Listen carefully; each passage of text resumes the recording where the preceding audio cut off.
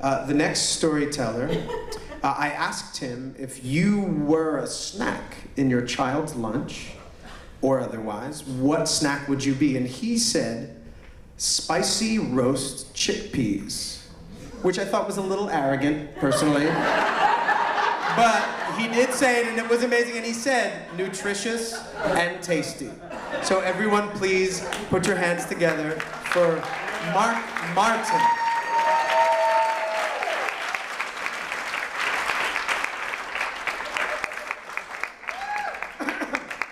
Dads.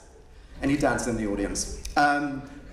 My dad was very much of the old school. He couldn't really help that. He was born in 1922. And he served in the Second World War, which is a weird thing to get your head around when I was at school. If I said to one of my friends that my dad was in the war, the response was likely to be along the lines of, what's that, Martin? The Falklands War?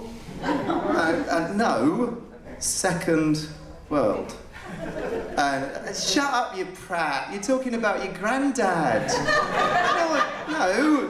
And I'm taking your Evel Knievel stunt bike, and it's not the Falklands, it's the Malvinas, you imperialist Brit. And I'll be off on my space hopper, just to remind him that we're in 1980. And so it was kind of strange having a dad who had fought in the Grandad's War, but it was kind of cool too, because he was a tremendous fond of anecdotes, and luckily he had a job that provided him with material every day. He ran an aviation fire school. He trained people to fight fires on aeroplanes. Or airplanes, as you'd say, with your lovely hatred of polysyllabics. And he was also he was a raconteur, but he was also in demand on a local rural lecture circuit, where implausibly for a guy who left school at 14, he would talk on obscure topics like the derivation of British place names, pre-Roman gods of England, ley lines, mysterious pathways the Celts had carved across the British Isles that were reputed by some to have supernatural powers. Strange stuff, but it was always a one-way street with my old man, and when the audience diminished to less than 2, he was gone. He communicated solely in the medium of impersonal anecdote about historical events and people of note. And so a dinner table conversation was really just him holding forth, and he might start with something to do with his area of expertise. He would tell us, for example, that if a plane crashes on tarmac, it's better than hitting a soft field of mud, because on the runway it can decelerate slowly as it skids, hit the mud, it'll dig in fast, and the impact's much greater. And then he would tell us about how one day he had responded to such a crash, gone on board and found the passengers still strapped into their seats, their trousers round their ankles, a pile of shoes at the front of the plane, and he almost trod on a severed tongue bitten off on impact, which then had to be packed into ice in a borrowed lunchbox and sent to the hospital. Story over, silence descended. And he was I think it was Leibniz, just to affirm the arrogance that I was attributed with earlier, who said that we pursue that which retreats from us. And my dad was like that. He was enticing, he was tantalizing, and then he was always backing off, like when you tried to get him one-on-one. And it had a sort of dour effect on the family, but he was a great and charming character. And when, a couple of years back, he was dying, I decided that I really didn't want to be one of those guys who says, I never got to know my father. So I was going to try my best. And on one of the trips back to England, I made a point of sitting him down in his favourite armchair, blanket over his skinny knees, and just quizzing him about his life. I knew that conversation was off the cards. So it was just a Q&A, and he seemed comfortable with that.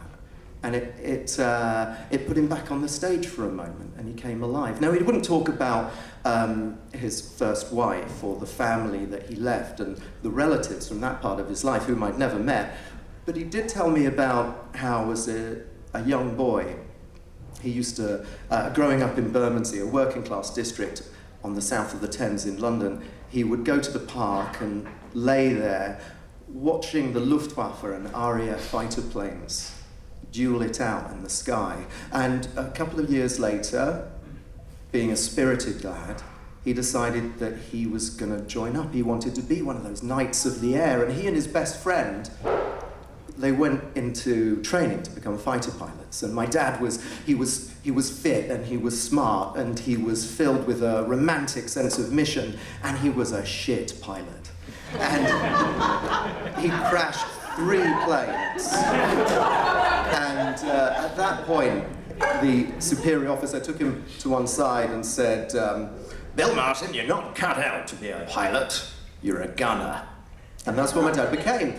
He became part of the crew in a thing called a Whitley bomber, nicknamed the Flying Barn Door.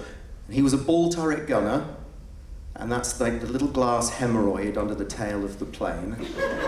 And the Whitley bomber was a very unenviable place to be in 1994. It was Britain's first long-range bomber, and it was hugely outclassed by that time. And when the Lancaster bombers were told in their briefing they'd be flying with Whitleys, they used to cheer because they knew that the Whitleys couldn't keep up the same altitude and would effectively be a shield below them, catching the anti-aircraft fire. And Dad flew 10 missions over Germany, an extraordinary number. And coming back on the last one, he looked out of that glass globe of his and he saw a trail of smoke from the starboard engine.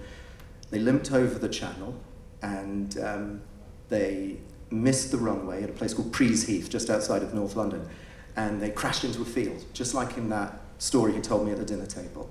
And the impact was tremendous, and the plane flipped over, exploded.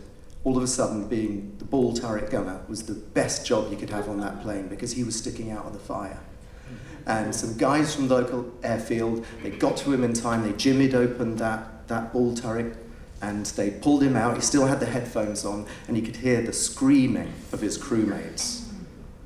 And when he recovered, it was late in 1944 at this point, he didn't have to go back in. He decided he wanted to be an aviation fireman. And when I heard that, I thought, okay, I understand the old man now. And I told that story at his funeral when I gave a eulogy. And I looked out at the mourners, and there were faces there that I had never seen in life, but I recognized because they were from his first family. And when I left, I shook hands with the vicar, and the vicar leant forward and he said, that was a very moving speech he gave then. I really got a sense of who your father was. And he got something, a great gift, and he gave it back. And I thought, a little crappy part of me thought, I totally aced that eulogy. I killed that audience. Vicar's jealous. And in the wake, I met my dad's second son, a guy called David, lovely man, and we became friends and we kept up a correspondence. Now, it turned out that David used to be in military intelligence. He's retired now, he's much older than me. And he had now applied his research skills, developed over years, to composing genealogies and researching our family tree. And he said to me, look, I think there's some gaps in your dad's life. There's something about what happens after the crash, I think. That, you know, something else happened there, and let's look into it. Let's find out what he went off and served in the Middle East. Let's fill in the gaps. And I said, yeah, let's do that. That's great. And so we kept in contact, and he traced my dad's best friend, the guy he joined the Air Force with, and he'd become a fighter pilot and got blown out of the sky over Czechoslovakia. And we found stories about how, suggested how upset my dad had been by this. And then one day he called me up and he'd found the record of the crash at Prees Heath. And sure enough, a Whitley bomber had crashed and burnt out completely. And then David said, but there's something else here. The Whitley bomber, it turns out, was decommissioned in 1943, and it was out of action. None of them were flying missions. It was a training flight, and nobody died. It burnt out completely, but nobody died. And I said to him, so you mean the story that my dad told me when we both knew he was dying, and that I stood up in front of all those mourners and told that wasn't really true? Now my new brother is he's very diplomatic and he's very sensitive, and he said, well, what do you think about that? And I said, I think that's hilarious. I'd love to tell a story, and my eulogy would have never been so good if he hadn't told me that. And then at the same time, and it took me a while to figure this out, underneath that amusement that I felt was another feeling, which was this. If I didn't get to know my dad, I was seriously off the hook on that score. This guy wasn't going to come clean even on his deathbed. So I'm fine with that. But it also made me think that with my son, it's going to be transparency and sunlight. I'm going to spill my guts, breakfast, lunch, and dinner. And let's see what kind of messed up story he's telling about me in 40 years' time. Thank you for listening.